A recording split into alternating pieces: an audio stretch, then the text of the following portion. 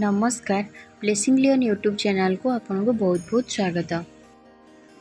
आज भिडियो रे आमे एमिति कथा जानिबा को चाहूचु जहाँ प्रत्येक मनुष्य पाई जानिबा जरूरी अटे। यह आम जगन्नाथ संस्कृति उपरे पर्यवेसित। उत्कल रे केमिति आरंभ होइतिला जगन्नाथ परंपरा, जगन्नाथंकर प्रथम स्थापनकर्ता किए, आसंतु आमे विस्तृत रूप से विषय रे जानिबा। जगन्नाथंकर प्रथम स्थापनकर्ता हेउछंदी ब्रह्मांकर पंचम पुरुष सूर्य वंशर राजा इंद्रद्युम्न। से अवंती रादेशर राजा थिले। सत्य जुगरे इंद्रद्युम्न द्वारा प्रथमे जगन्नाथ प्रकट हेले बोली स्कंद पुराण रे कहंती। राजा इंद्रद्युम्न जड़े विद्वान और पराक्रमी राजा थिले। से भगवान विष्णुंकर उपासक थिले।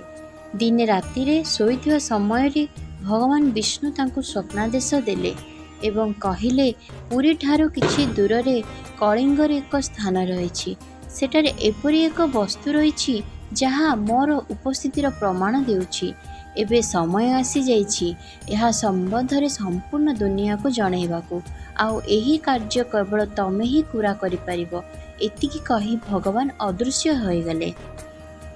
राजा इंद्रद्युम्न अति उत्साह सहित उठिले। राजा अत्यंत खुशी थिले कि स्वयं भगवान विष्णु निजे तांको दर्शन देइछंदी एवं तांको एक विशेष कार्यर दायित्व मध्ये देइछंदी। सेतिपई से बहुत चिंतित मध्ये थिले। भगवान तांको जे कथाटी कहिले ता संपूर्ण कहि नथिले कि से वस्तुटी केमिति केउठारु पाइबे ता मध्ये कहि नथिले। तापरे राजा तांकर 4 जण दूत को 4 गोटे दिग को पठाइथिले। राजा अति चतुरतार सहित केवल सेई मानक ही पठाइथिले जो माने धार्मिक चेतना रे निमग्न हेबा सहित चतुर मध्ये थिले। तन्मध्यरु पूर्व दिग को जाइथिबा व्यक्ति जनक थिले युवक विद्यापति। से समस्तक मध्यरु अत्यंत चतुर थिले। किछि बाट अतिक्रम कर सारिबा परे विद्यापति निजे जानिबाकू पाइले जे से जंगल रे रास्ता भूली जाइछंती।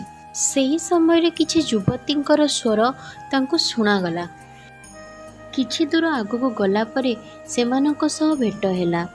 विद्यापति को देखि युवती माने रही गले एवं मन भितर संदेह मध्य करिले।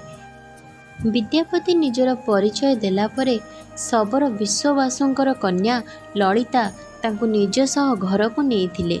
सेठारे किछि दिन अतिथि आकार रे रहिथिले। सबर राजा विश्ववासु मध्य भगवान विष्णु को आराधना करुथिले। विद्यापतिंकर आध्यात्मिक भावना को देखि से ताकर उत्तम साथी रूपे माने नैथिले। से एकथा मध्य जानि सारिथिले कि तांकर पुत्री ललिता युवक विद्यापति प्रति अधिक आकर्षित अछंती।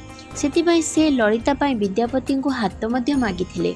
विद्यापति और ललितांकर विवाह परे विद्यापति विश्ववासुंक सह रहिबाकू लागिले। सेठे रहिबा समय रे विद्यापति विश्ववासुंकर गोटे अद्भुत अभ्यास संबंध रे जानिबाकू पाइले। से खरा हेउ कि वर्षा हेउ विश्ववासु सबुदिन सूर्योदय पूर्वरु घर बाहरी जाती। पाखापाखि गोटे घंटा परे घर को फेरी आसती। दिने एही विषय रे ताको पत्नी ललिता को पचारिले। बहुत थर पचारिला परे ललिता उत्तर रे कहिले कि बापा प्रतिदिन जंगल निकट रे गोटे गुंफा निकट को जायती। गुंफा भितरे गोटे पवित्र वस्तु अछि जहा कि आम परिवार द्वारा इष्ट देवता रूपे पूजा पाउछि। ललितार बारंबार अनुरोध सत्वे मध्य विश्ववासु विद्यापति को सांगरे नेबा पाई राजी हेले नहीं। पर एक शर्त रखी कहिथिले कि विद्यापति जदि आखिरे पट्टी बांधी से स्थान को जिबे ताहेले तांको सेठा को निया जिवो। परदिन सकाळे सूर्योदय पूर्वर विश्ववासु और ललिता विद्यापति को नहीं से स्थान को बाहरी पड़िले। ललिता अजाणतारे विद्यापति जीवा रास्ता रे सोरिष बिंची चलीथिले। पहुंचिला परे तांको आखिरु पट्टी खोली दिया जाइतिला और तांको सामने रे जहा थिला ताहा संपूर्ण भाव में अलौकिक। गुंफार आरंभर से निराकार शक्तिर अनुभव करुथिले।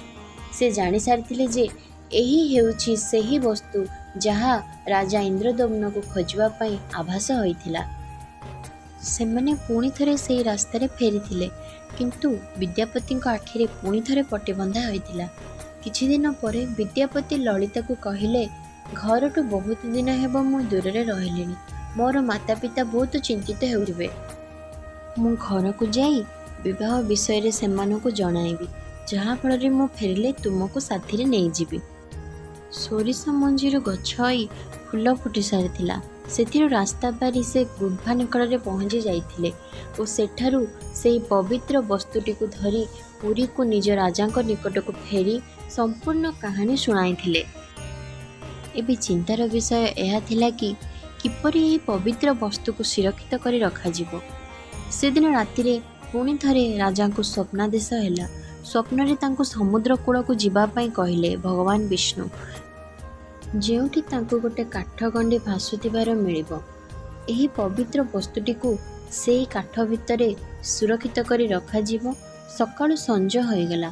ରାଜା ଭୋକ ଉପାସରେ କୂଳରେ ବସିଲେ, କିନ୍ତୁ ଟିକିଏ ହେଲେ ବି ସେ କାଠ ଗଣ୍ଡିଟି ଉଠାଇ ପାରିଲେ ନାହିଁ। ହଠାତ୍ ତାଙ୍କୁ ଦୃଶ୍ୟ ହେଲା କି ଶବର ରାଜା ବିଶ୍ୱବାସୁ ଭୋକ ଉପାସରେ ସେ ଗୁମ୍ଫା ନିକଟରେ ବସି ରହିଛି ଓ ତାଙ୍କ କନ୍ୟା ଲଳିତା ଅନୁତାପରେ ଭାଙ୍ଗି ପଡ଼ିଛି। ଠିକ୍ ତା ପରଦିନ ବିଦ୍ୟାପତିଙ୍କୁ ସାଙ୍ଗରେ ନେଇ ବିଶ୍ୱବାସୁଙ୍କୁ ଭେଟିବା ପାଇଁ ରାଜା ବାହାରିଗଲେ। ସେ ବିଦ୍ୟାପତିଙ୍କ ଦ୍ୱାରା ହୋଇଥିବା ଭୁଲର କାରଣ କହି କ୍ଷମା ମଧ୍ୟ ମାଗିଲେ। ଭଗବାନ ବିଷ୍ଣୁ ସ୍ୱପ୍ନରେ ତାଙ୍କୁ ଯାହା ସବୁ କହିଥିଲେ ତାହା ଜଣାଇଲେ। ପରେ ବିଶ୍ୱବାସୁଙ୍କ ସହ ରାଜା ଇନ୍ଦ୍ରଦ୍ୟୁମ୍ନ ସମୁଦ୍ର କୂଳକୁ ଆସି ସେହି ବିଶାଳକାୟ କାଠଗଣ୍ଡିକୁ ଉଠାଇ ଆଣିଥିଲେ। ଏତିକିରେ କେବଳ କାମ ସରିନଥିଲା। ପ୍ରଭୁଙ୍କର ଆକାର କିପରି ହେବ ତାହା କାହାକୁ ଜଣାନଥିଲା। କଳିଙ୍ଗରେ ବହୁତ କାରିଗର ଥିଲେ, କିନ୍ତୁ ସମସ୍ତେ ପଥରରେ ହିଁ ମୂର୍ତ୍ତି ବନେଇବା ଜାଣିଥିଲେ। କାହାକୁ କାଠ କାରିଗରୀ ଜଣାନଥିଲା। କିଛି ଦିନ ପରେ ରାଜଦରବାରରେ ଜଣେ ବୃଦ୍ଧା ଆସି ପହଞ୍ଚିଥିଲେ। କହିଲେ, ମହାରାଜ, ଆପଣଙ୍କୁ ଗୋଟେ କାଠ କାରିଗରର ଆବଶ୍ୟକ। ମୁଁ ଆପଣଙ୍କ କାମ କରିପାରିବି, କିନ୍ତୁ ମୋର ଗୋଟିଏ ସର୍ତ୍ତ। କାର୍ଯ୍ୟ ପାଇଁ ମୋତେ ଗୋଟେ ସ୍ୱତନ୍ତ୍ର କୋଠରୀ ଦିଆଯିବ, ଆଉ କାର୍ଯ୍ୟ ସମୟରେ ମୁଁ କାହାର ଉପଦେଶ ଓ ହସ୍ତକ୍ଷେପ ଚାହୁଁନାହିଁ। କାର୍ଯ୍ୟ ସରିବା ପର୍ଯ୍ୟନ୍ତ କେହି କୋଠରୀ ମଧ୍ୟକୁ ଆସିବେ ନାହିଁ। ମୁଁ ମୋ କାର୍ଯ୍ୟ ସରିବା ପରେ ନିଜେ ବାହାରକୁ ଆସିବି।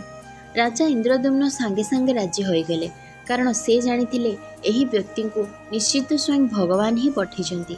ରାଜା ବହୁତ ଦିନ ବହୁତ ଧୈର୍ଯ୍ୟର ସହିତ ଅପେକ୍ଷା କରିଥିଲେ, କିନ୍ତୁ ରାଣୀ ଗୁଣ୍ଡିଚା ଦେବୀଙ୍କର ମନରେ ସନ୍ଦେହ ସୃଷ୍ଟି ହେଲା। ସେ ପ୍ରତ୍ୟେକ ଦିନ କବାଟ ପାଖରେ କାନ ଦେଇ କାମ ହେବାର ଶବ୍ଦ ଶୁଣୁଥିଲେ, କିନ୍ତୁ କିଛି ଦିନ ପରେ କୋଠରୀ ମଧ୍ୟରୁ କୌଣସି ଶବ୍ଦ ଶୁଣାଗଲା ନାହିଁ। ତେଣୁ ରାଣୀ ଧୈର୍ଯ୍ୟହରା ହୋଇଗଲେ ଏବଂ କୋଠରୀର ଦ୍ୱାର ଖୋଲିଦେଲେ। ରାଣୀ ସେଠାରେ ସେ ବୃଦ୍ଧ କାରିଗରକୁ ଆଉ ଦେଖିବାକୁ ପାଇଲେ ନାହିଁ। ସେ ଆଉ କେହି ନଥିଲେ, ସେ ଥିଲେ ବିଶ୍ୱ କାରିଗର ଭଗବାନ ବିଶ୍ୱକର୍ମା। ରାଜା ଇନ୍ଦ୍ରଦ୍ୟୁମ୍ନ ମନ୍ଦିରରେ ଆସି ପହଞ୍ଚି ଦେଖିଲେ କି ମୂର୍ତ୍ତି ଅଧାଗଢ଼ା ଅଛି। ସେ ଅତ୍ୟନ୍ତ ଦୁଃଖିତ ହେଲେ, କାରଣ ସେ ଭାବିଲେ କି ସେ ତାଙ୍କର ଭଗବାନଙ୍କର ଇଚ୍ଛା ପୂରଣ କରିପାରିଲେ ନାହିଁ।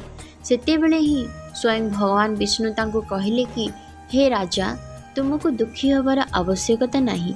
ତୁମେ ମୋତେ ଏହି ରୂପରେ ଆରାଧନା କରିପାରିବ। ମୋର ଏହି ଅଧାଗଢ଼ା ରୂପ ମାନବିକତାର ପ୍ରତୀକ ଅଟେ। ସମାଜକୁ ମୁଁ ଏହି ମାନବିକତା କ'ଣ ଓ ଏହା କିପରି ଅସମ୍ପୂର୍ଣ୍ଣ ହୋଇ ରହିଛି ତାହା ଦର୍ଶାଇବାକୁ ଚାହେଁ। ବିଦ୍ୟାପତିଙ୍କ ଦ୍ୱାରା ଅଣାଯାଇଥିବା ବ୍ରହ୍ମକୁ ମୂର୍ତ୍ତିର ନାଭି ପଦ୍ମରେ ସ୍ଥାପନା କରାଯାଇଥିଲା। ତା ପରଠୁ ଭଗବାନଙ୍କର ଆରାଧନା ଆରମ୍ଭ ହୋଇଥିଲା, ଯାହାକି ଆଜି ପର୍ଯ୍ୟନ୍ତ ପ୍ରତ୍ୟେକ ଉତ୍କଳବାସୀଙ୍କ ହୃଦୟରେ ସ୍ମରଣୀୟ ହୋଇ ରହିଆସୁଅଛି। ଏହା ଥିଲା କଳିଙ୍ଗରେ ଜଗନ୍ନାଥଙ୍କର ସ୍ଥାପନାର କାହାଣୀ।